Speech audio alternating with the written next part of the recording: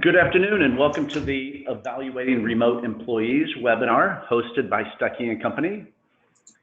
Looks like there's people still logging on kind of at a pretty high rate, but I'm going to go ahead and start with some of the kind of housekeeping items.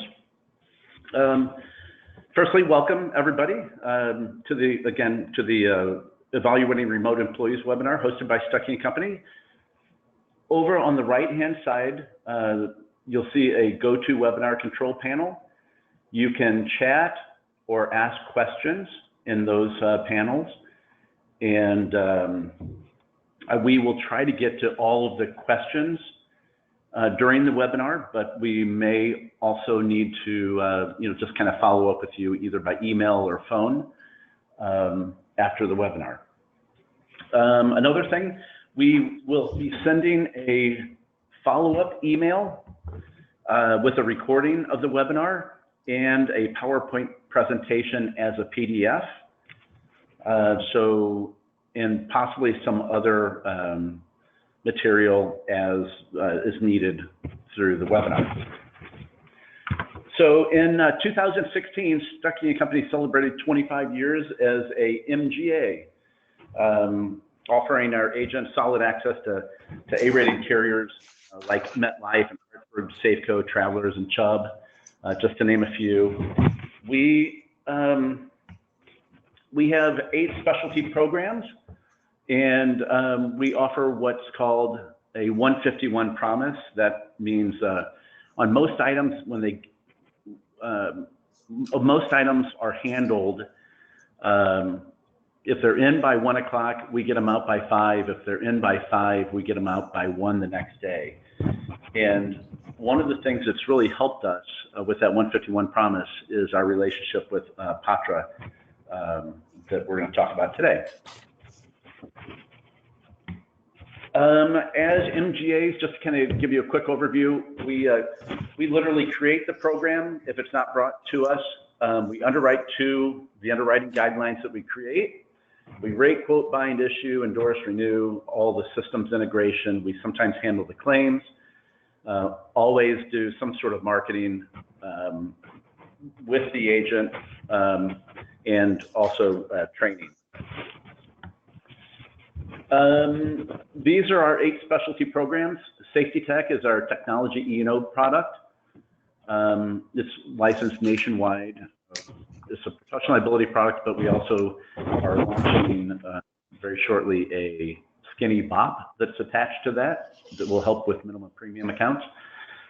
Aspire A&E for architects and engineers, Harbor Guard for marinas and boat dealerships, MPL, Green Energy, Personal Lines, which is home, auto, boat, and high value home, commercial lines, BOP, comp, auto, bonds. We just launched last month a surplus lines partnership with Maxim, which is the surplus lines carrier that Hartford recently purchased, and that's going really well. We do an automatic handoff to our surplus lines department from our commercial lines guys.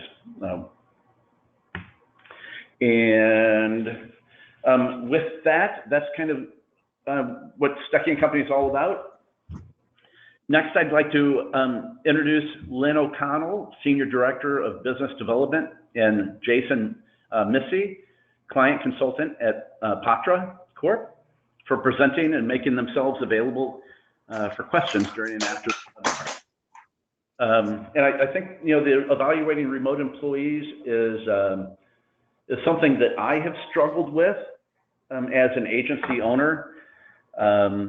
Because we have gone to great lengths to set up a great work environment, and having that work environment dedicated to our employees, multiple monitors, and all of that stuff, fiber for the fastest internet, and all of that stuff that goes into it. So I'm excited, and maybe as excited as you guys, to hear Lynn and the presentation. So with that, I'll turn it over to Lynn. Okay. Hi again. My name is Lynn O'Connell, and thanks, Dwight, for having us and all those nice comments that you said about Patra. I work with Patra and we do outsourcing, as Dwight mentioned, but we're not going to be here to talk about that today. We're going to be talking about remote employees, the good, the bad, and the ugly. And I'd like to start with a short video. Some of you may have seen this, and the audio may be a little choppy, but this is a little interesting video about remote employees. Can you? I'm hoping people can see that.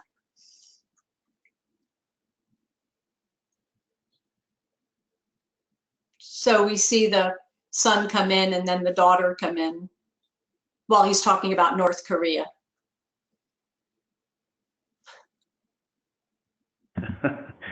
Yeah, and then his wife comes in and takes them away. Yeah, that is great on BBC World News. Yeah, it was on BBC.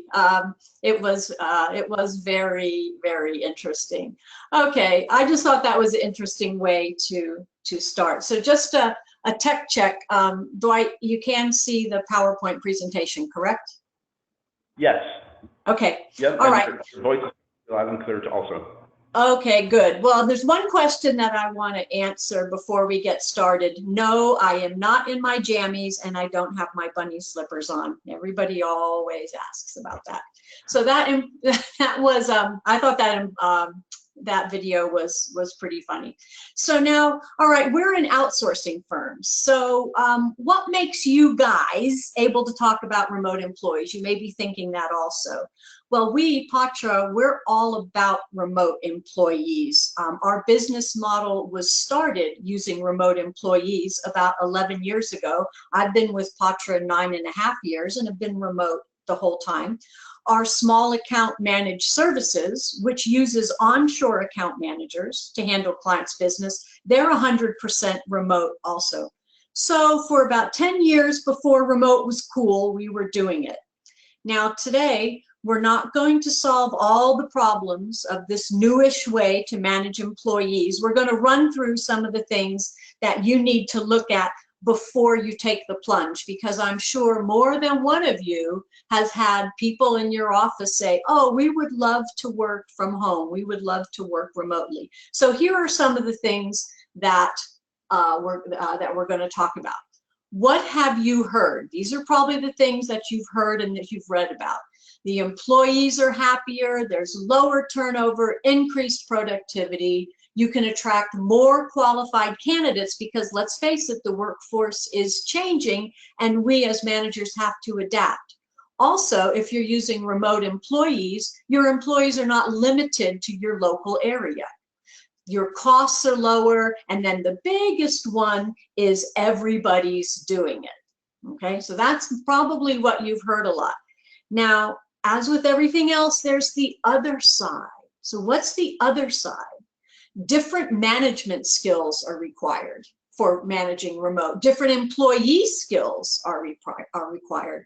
Productivity can actually go down, and employees can feel isolated.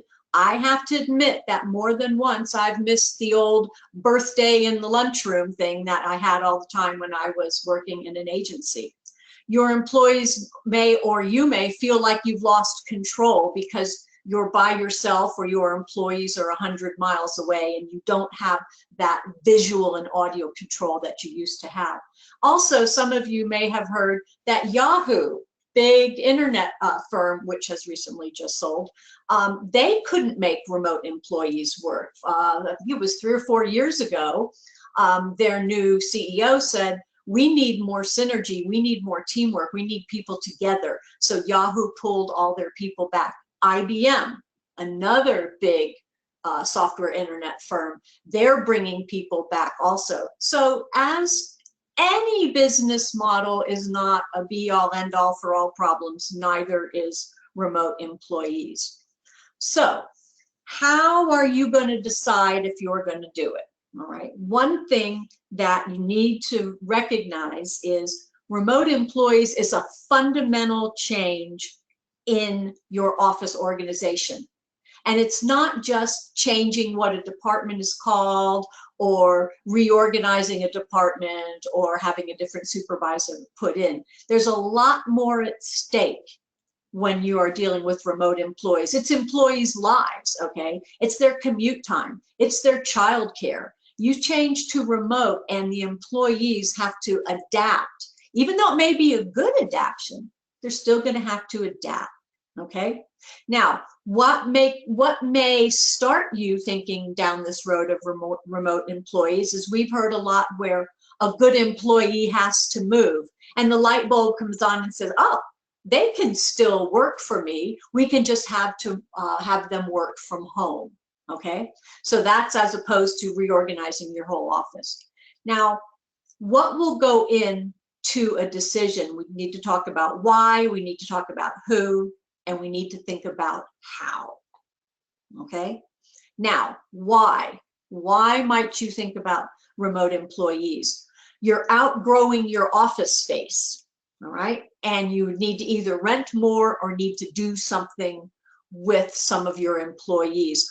One of our clients had a very interesting way to handle this, is he actually did a little of a hybrid, and he had half of his employees work from home and then they desk shared. So every other day, the employee was in the office, the other day they were working from home, and it was based on evens and odds. So that was an interesting way to handle that.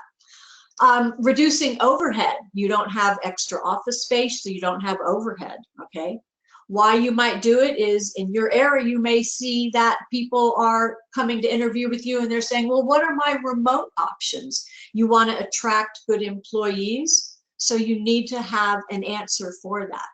What about retaining employees? Like I mentioned before, you have a really good account manager or a really good producer that's moving for a reason unrelated to their job, okay? How can you retain them, but keeping them when they've moved away? Increasing productivity, that's a way we might think about remote employees. And then again, everybody's doing it. I can't stress enough that we hear that so often, that everybody's doing it. We need to look into it. Okay? Who is going to work remotely? That is the single biggest factor to the success. Okay? So are you going to think about who being the new hires? Start them remotely? New people that you hired, they work remotely? Or what about current employees? Do you want to have all people in a certain position work remotely? Or maybe management chooses particular people that might work remotely, or let the employees choose, okay? One area that we see a lot of people have remote is producers, because most of the time you want them out of the office anyway, okay? So producers is a really good area that you may start with remotely, okay? Who, more things to think about in the who. Some positions lend themselves more to remote working, something there where there's not as much personal interaction, like IT, okay? Some positions will still require core hours, all right? Your customer service people, they're still gonna need to be working when your office is open. Your clients still need to be handled even if those people are working remotely. And then staff support positions like IT and HR. Can they work remote? You have to balance how much interaction do they need with your staff? Do they need personal interaction, or do they just need to be able to contact via instant messaging or email? Okay. Now, some people are going to require more managing whether they're remote or not. A new employee, you're testing them out, they're testing you out. They need more managing.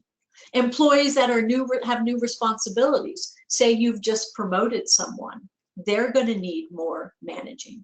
And employees with performance issues. Anytime you have performance issues, they need to be looked at quite a bit closer. Okay? All right. Now, we're going to say, let's do it. Okay?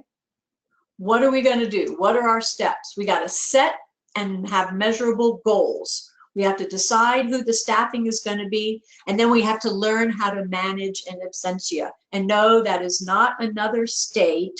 That is managing when you are not there. Okay? It is extremely important to set goals and to monitor them, because when you are working remotely, out of sight is out of mind very, very quickly. Okay, now let me stop for a minute. Any questions? Dwight, have you seen any questions come in on the chats? One of the questions is, are there questions that you ask like during the interview process when hiring somebody to evaluate whether they're a good candidate to work from home? That's a great question. You can ask questions and say, are you, we'll talk in a little bit about how you might pinpoint which employees would be most successful. But things like being self-starters, they have to be self-disciplined. You have to not have distractions. So if you're talking with somebody and they say, oh yes, you know, and my husband works from home, or my spouse works from home, and you know, we always do these things at home, that might be a red light. Not to say that they shouldn't be able to work from home, but one of the biggest things is being able to limit distractions. Okay, for example, getting ready for this presentation, I had to throw my cat out of the room and close the door. So during this presentation, I don't have a cat walking, you know, across the monitors. So there are some questions you can ask. You have to be sure you don't cross that line into the HR people by saying, you know, oh, I understand you have 2 children under 3. Do you have daycare? You can't ask that question. But you just have to be sure that the employee knows that they have to have a workplace that's free from distractions. And we'll go over that a little bit more, okay? Okay. All right, so setting goals. So we got financial goals. That's always, always number one. Increasing productivity. To increase the productivity, you got to know what it is now, so you have to measure it, okay? Now, your productivity may be measured by revenue per employee, or the number of policies handled. Employee satisfaction can be measured by your turnover, okay? And customer satisfaction can be measured by your renewal rates and your complaint rates. You've got to have goals, okay? And you have to have them measurable. So you got to know where you are. And then when you're evaluating how remote is working for you, you have to be able to know what your goals were, okay? Measures. How do I know my baseline? How do I measure it, okay? And how do I measure productivity? Measuring satisfaction, you do that now. You probably may not think about it, but if you have one department where the people last in that department about 13 or 14 months, you know there's something wrong. They're not satisfied. And so you evaluate that problem, what's going on. Is your turnover higher or lower than the norm? Okay, that's one way to measure employee satisfaction. And clients is the same way. What's your retention ratio? How many times do you hear complaints from clients? Because we know clients don't always complain. And for every complaint that you get, you know there are several other times out there that they weren't happy. Okay, that's satisfaction.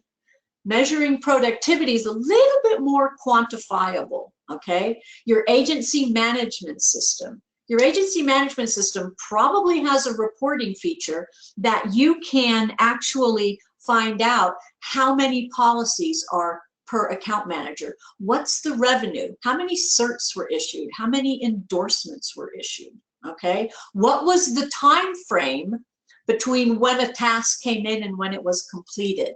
If you can pull that information out of your agency management report, that's one way you're going to measure productivity. And that's a way that one of the things that you can talk to your account managers of, these are the things that we're going to look at if you are going to work from home. Okay, soft phones. Soft phones are voice over IP phones, which are usually attached onto your computer. You don't have a phone, but you answer the phone and all from the computer. The reports that you get from the soft phones can show how many calls were made, how long the calls were. So for example, if you have a producer and their production isn't what you want it to be, you can look at the soft phones and say, geez, they're not making as many calls as we agreed to. We agreed that they were going to make 10 calls a day, and I can see that they're not. Now this sounds, I know, a little bit Big Brother-ish, but we are talking about measuring, okay? And these tools are out there. They're out there for us to use, okay? Now, measurements again. I know what changes in my baselines mean financially, so I've changed, okay? Some are quantifiable, like rent. I've hired 4 more account managers and I don't have to have more rent, okay? Some are not as quantifiable. How much does it cost you to onboard an employee? How much does it cost in time of you, the hiring process, your HR people, your current staff in training that person, okay? How much does that cost? That's very difficult to quantify. Lost time due to turnover. When somebody gives notice and says they're leaving in 2 weeks, then all of a sudden we have to talk about reassigning books. Your other employees are impacted by that. What's the cost of unhappy employees? Lower productivity, usually, things just not getting done. The water cooler of, oh, I hate my job, I hate working here. That's a distraction. And then what's the cost of unhappy clients? They're the ones that leave, okay? And staffing, again, as I mentioned, this is the biggest factor in success, and you choose the staff. Now, do you choose it by position or individual? All our IT is going to work remote, or all our producers, or all our account managers, okay? Or do you look and say, evaluating my account managers, I think these 3 would be very good working from home, but these 4, they need to stay here because I need to have a better eye on them, okay? So it's your decision as to who you would have working remotely. IT is one that you might think, oh, that would be great. They can work remote. But you have to remember the support response has to be immediate. If your people lose their IT connections, they can't work, okay? Your IT support needs to be immediate. Can your IT people do that from home and not be distracted? All right? You gotta set ground rules. These are the things. Working from home is not a right, it's a privilege. And you, as the executives, can set the ground rules to your employees. You don't have to be autocratic and dictatorial, but these are the ground rules. These are the things that we as a company will expect by letting you work from home. And those could be things that we talked about before. What's your renewal retention going to be? What is your response time going to be? You need to be available on your phone on these hours. Those kinds of things. Very quantifiable, very set, that somebody will know whether they're doing them or not. Now, we've talked a lot about the employees and change management, managing that change. Going from an office environment to a home environment or a remote environment is difficult. It's a change. You have to know what your staff is going to deal with. You have to be able to help them through it. Isolation is a big thing, all right? Most account managers, most insurance agencies are fairly social. You walk into the ladies' room and you say hi to 3 people, okay? Again, the birthday cakes in the lunchroom every once in a while. Coming in and saying hello to the receptionist, or just walking. You have to realize there's a lot of social interaction.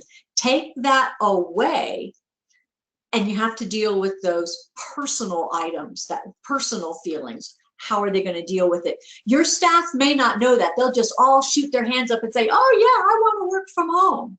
Okay, so you have to know what they're going to expect and how to help them deal with it.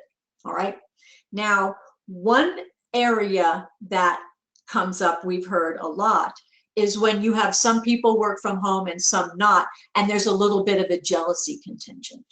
Okay, you have to be able to deal with that. You guys are the executives, you guys are the managers. You have to be able to deal with that jealousy that may arise because one person got picked for working from home and another person didn't.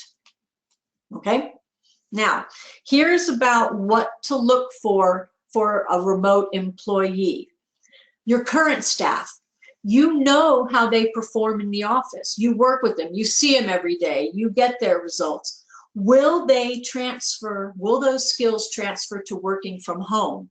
We have hired a couple people here at Patra, and they have said after a while, they say, no, I can't work from home.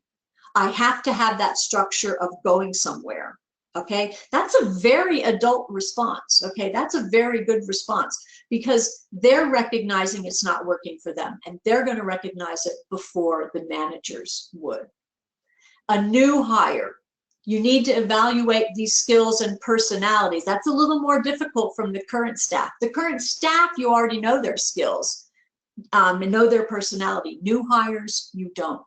So things that you would look for any remote employee, somebody who's a self-starter, somebody that will do things when they know they need to be done, and not having somebody come and tap them on the shoulder every morning and say, did you get your activities done? Okay, did you sign into here when you were supposed to? Do you have your renewal timelines done? Okay, they have to be a self-starter and they have to have self-discipline. And it's a different kind of self-discipline than you have when you're working in an office. The self-discipline when you have in an office, I have to get up when the alarm goes off and I have to leave by 7:15 before I, miss the traffic, those kinds of things. There's an amount of self-discipline there.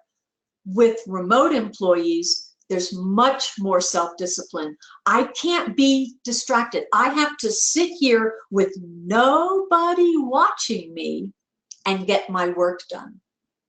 Okay? Now, to get their work done, they need to be available. And as we are all customer service organizations, we've got to have our availability for our clients. So it's best that you set work time.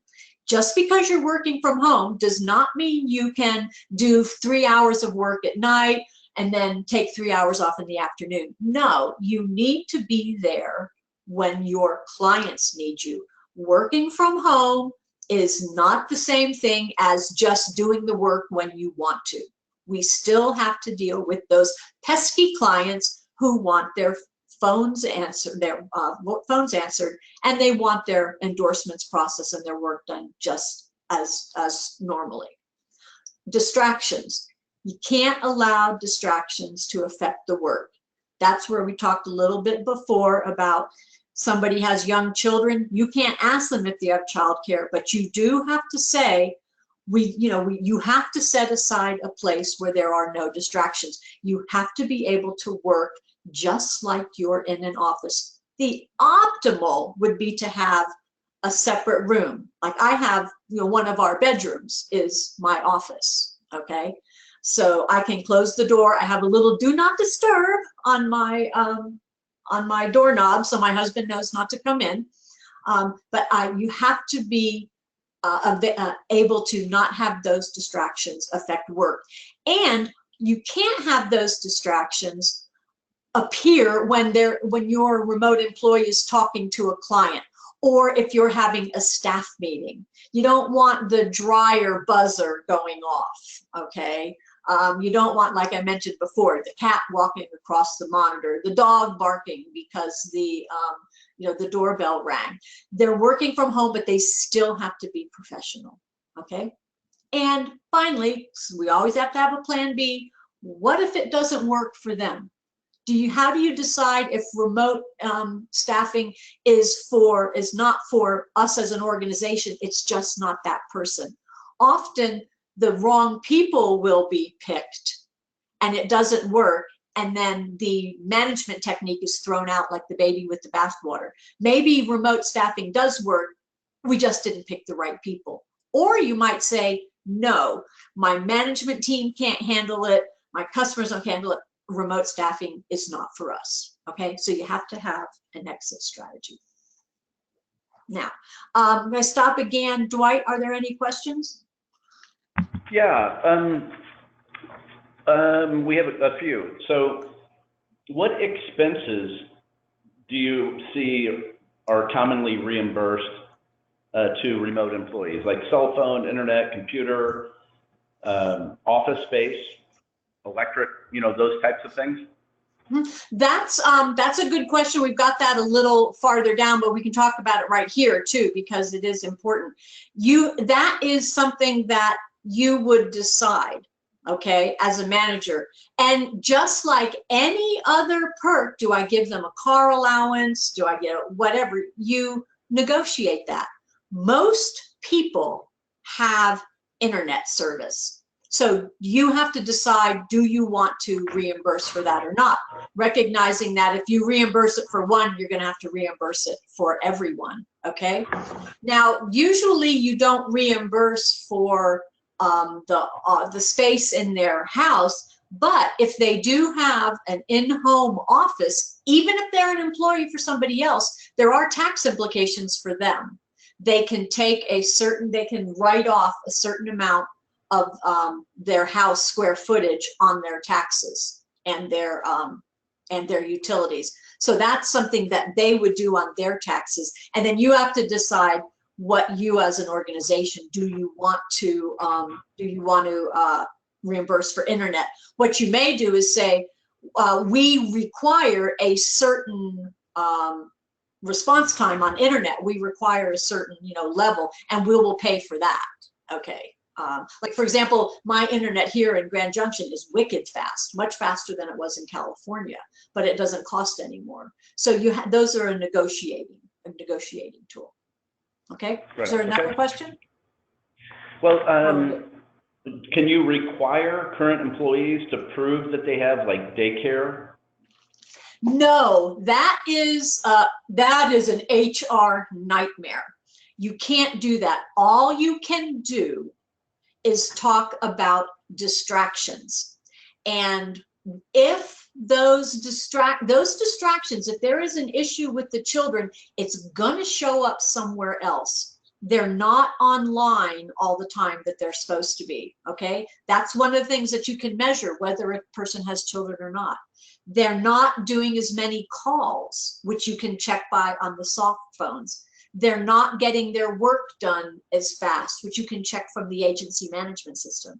And they're not doing as much work, which again, you can check from the agency management system. So you can't ask that question specifically, but you can be very firm about they have to have an undistracted workplace. And these are the ways that we monitor. And no, you can't work from Starbucks either, okay? Because there's nothing more distracting than somebody making an espresso behind you when you're on the phone, okay? Right. All right. So let's go a little further. Just checking on our time. Managing an absentia. Okay, managing is difficult anyway. Okay, and now we have to manage people that we don't see. So we've got to set expectations for them. You, as an executive, are letting people work from home. Again, it's a privilege, it's not a right. So you have every right to expect the same service levels as in-house people. What are your turnaround times for in-house? Then those are the same ones. I want endorsement requests sent to the carrier within 24 hours of receipt. All of those things should not change when you go from working in-house to remote, okay? Set your employee expectations clearly, and they have to be measurable and quantifiable. You can't just say, I want you to be there when it's needed. That's very difficult, okay? You have to say you need to be at your home office between 8:30 and 4:30, okay? Because you can check if they're there or not. You need to say the renewal letters will all go out within 75 days of renewal date. Endorsements will be processed within 24 hours. That's quantifiable and measurable.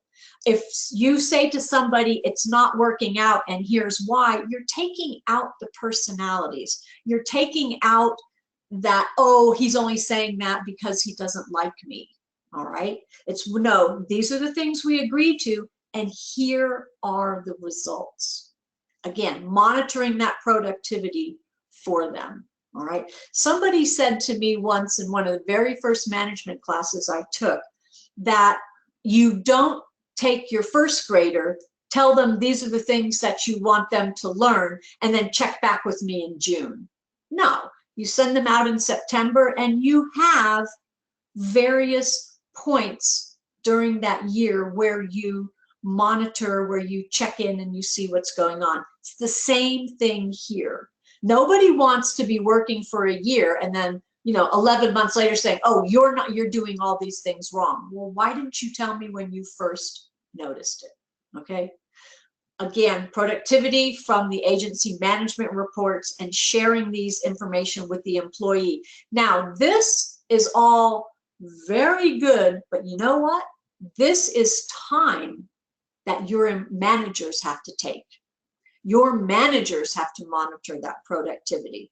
Your managers have to run those reports. So it's not just a change for the employee working from home, it's a change for the manager who is now managing an employee working from home.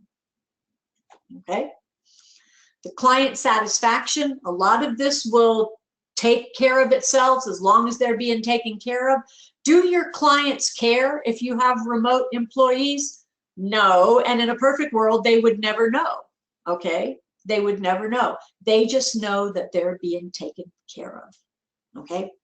One of the interesting challenge in managing is the temperature of the employees. You can't see their face. You can't see their body language. And there's limited informal interaction. I mentioned that before, passing somebody on the way to the restroom, talking to them, in the hall. You don't have that anymore. You can't see their face, all right? You can't see their body language. So how do I know that things are going okay? You can say, how are things going? They'll say fine. And then 2 weeks later, they give notice. It's like, I didn't even see that coming, okay? There are things that you have to do to be more forceful and more direct. Another difficulty for management is conflict resolution. All right, you have two employees, even if they're not working in the same office, there can still be conflicts. How do you catch it early? And how do you interpret what you're hearing? Okay, one person can say one thing, another person can say another thing. It's like, oh, geez, I wasn't there, nobody else was there. And how do I resolve it to both parties' satisfaction? This is something your managers are going to have to learn how to do. Okay, it's not easy, and it goes back to you can't take that employee temperature, 3 or 4 times a day like you do when you see them. And again, can't stress this enough, share the results with the employee at set intervals. All right, here's just a report of, this was what was expected, this was what happened. Your renewal letters were supposed to go out 75 days before. Here is the report of when they went out. Good job. Or here's the report, and we need to work a little better on this. Okay? So, talking a lot about challenges, here's some more. Monitoring the time. How do I know they're there when they're supposed to be? We talked before about soft phones and productivity. Also, what about just checking in with them? Okay, at 8:35. Just doing an instant message and just making sure they're there. Of course, you wouldn't say, I'm doing this just to make sure you're there. You just say, hello, welcome to the new day, just making sure you have everything you need for today. Okay? Because your employees are gonna feel isolated. And how you manage that depends on the employee. That's another challenge for the manager. Employees don't need the same amount of touch. Okay, some that can handle the isolation better won't need that daily touch. Others will, but they're not gonna tell you. All right, they're not gonna tell you. The employee may need new skills. They've never perhaps worked in an environment where they have to control the environment as opposed to the environment's controlled for them. I can't run to the door every time it rings, okay? I can't, you know, take care of my laundry. I'm supposed to be working. They need those new skills of self-discipline. And trouble indicators are subtle, all right? They're subtle. You're not going to see them as quick as you would in-house. And you have to make them feel part of the team. It's very important to make time for small talk. Very important. You don't realize how much of that goes on until you don't have it anymore.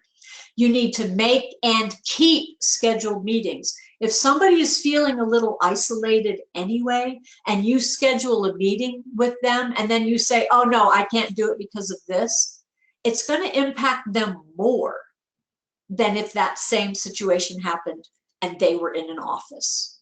Okay, you need to keep those scheduled meetings, and having some sort of instant message service such as Skype or something that you already have on your IT is very important. Okay, little things like, I don't know if you knew, but the day before yesterday was National Mojito Day, which is one of my favorite drinks. So one of the things that I did, I took a picture of a mojito and sent it out to everybody and said, you know, happy Mojito Day. Little things like that are very important when people are isolated and not getting to talk to people as much as they used to have. Okay, some more challenges. This is important whether you're working remotely or in office, but it's vitally more important when you're remote. How do you establish rapport and keep employees from leaving? Okay, there's a variety of different ways. Water cooler talks, you schedule them, okay? And virtual happy hours. We've done this a couple times at Patra, and it's really pretty funny. It's at 5 o'clock, which is hard for us because we're all across time zones. But at 5 o'clock, everybody you do a webinar, and everybody has their little drink in their hand, and everybody can see everybody, and it's just like you're at happy hour. You got your Doritos there or whatever. And so you can see people, and you're actually talking and interacting just like you were at a restaurant. Our CEO, when you see him on his webcam, he has an aquarium behind him. So we got to laughing about, you know, fish talks. So what he has is it's fish talks with John. Or no, what do they call, Jason? I think they're fish tank talks. I think that's what they call them. So our CEO touches base with employees, and they call them fish tank talks because he has a fish tank behind him. So there's things like that it takes a little bit of thinking outside the box, a little bit of creativity. Okay, so if I haven't scared everybody off enough now, some other things to consider. The remote access for your agency management system. Make sure that it's in the cloud or something, that it is easy for your people to access your agency management system. What hardware are you going to use? You're going to still use desktops? You're going to use laptops? IT security, big one, okay? You have opened your agency management system to your remote employee, all right? Not only them, but you've opened it to an uncontrolled environment. True story that happened. Employee working from home, logged into their agency management system, left their home office. Their teenager came in, did a lot of stuff like teenagers do, and got a virus. Well, that virus then infected the entire agency management system, everybody. Okay, so security is extremely important. And IT support. Computers down, the people don't work, especially if you're using one of those soft phones, those voice over IP phones. So support has to be instantaneous. Now this goes back a little bit to picking the right person. My son works for a firm called Sabre. He's worked remote his whole life, ever since he's graduated from college. His firm has a work at home agreement, which I think is a fabulous idea. Both parties sign it, and it outlays the things that we've just talked about. You've got to have a private workspace. It's got to be free from distractions. You can't work remotely, okay? I don't mean to pick on Starbucks, but that's just what we see all the time. You talk about what is the security of property and data. You've got to have uninterrupted telephone and internet connections. And this question came up before, what are the reimbursable expenses? What better way to have everybody on the same page than to have a work at home agreement? And it makes it a little more formalized, okay? Not that you're just doing the same job at home that you were doing here, but the work at home agreement makes it a little more formalized.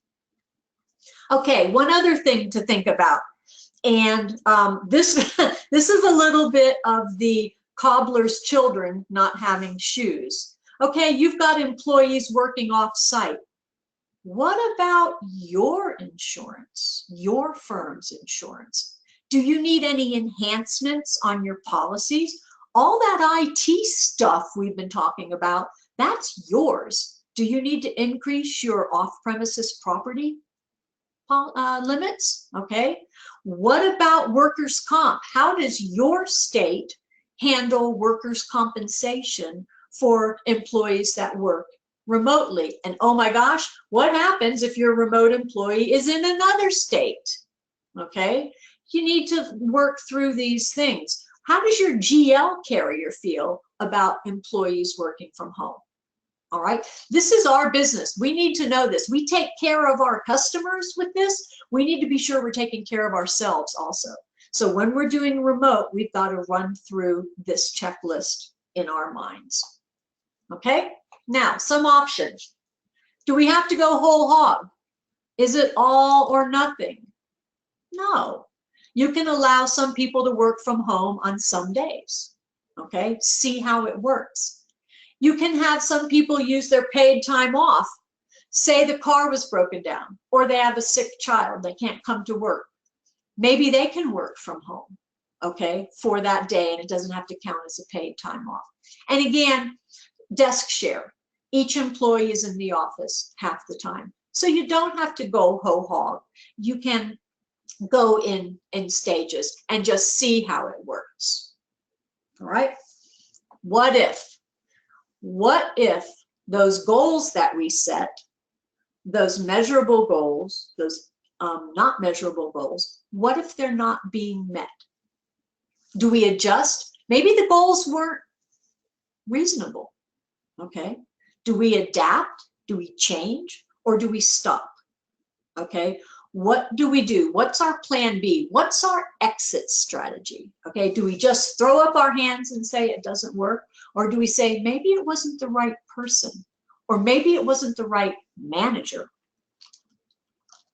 Or do we just say, you know, it doesn't work for me? Everything doesn't work for everybody. Okay, so like I said, Yahoo, IBM, they did it and pulled back and said, maybe this doesn't work for us. Okay, if a new hire doesn't work out, again, was it the person or was it the situation? If you have a new hire, maybe you have where they're in the office for the first 3 months and then they can work remotely. Then you get a little more of a feel for them. Okay, what if a good employee doesn't work out? Oh my gosh, this person was great when they were working in the office. They got everything done. They answered. They were always there. They were there for everybody else. And now numbers are down. It's not working.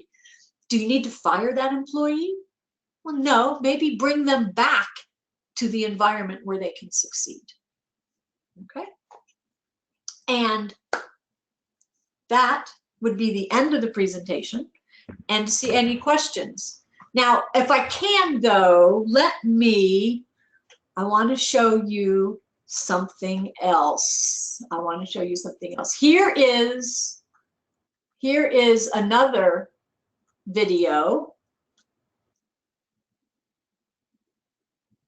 Now this is a little rebuttal to that other one.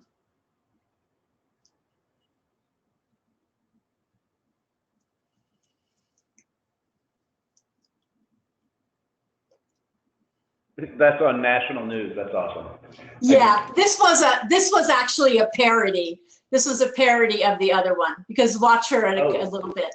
Cause see, now she's cooking dinner. Right. Yeah, and then she's ironing. So this was just kind of cute, where how she's doing, she's doing everything. So, okay, so if you want to look up that webinar, that was just, let's say women, that wasn't a real one. The guy was actually real, but the second one, that was just a parody. They bring in a bomb for her to, to disable and all that. It was really pretty cute. So, okay, do we have any questions? Yeah, so, well, there's quite a few questions. I'll just maybe keep it to a couple. Sure. Firstly, I guess, are there commonalities between like remote employees and outsourcing? I kind of initially think that, or thought, before we implemented our 151 promise and started working honestly with Patra, that, kind of outsourcing was sort of un-American and all that stuff, but honestly, what it turned out to be is it's not like we let anybody go. We provided a additional level of service. So, I mean, do you see commonalities between remote employees and outsourcing some of the tasks? Well, there is. All outsourced employees are remote, but not all remote are outsourced. So when you're deciding who in your staff to have them work remotely, you have to be sure you pick the right employee. When you're talking about outsourcing, you have to be sure you pick the right partner.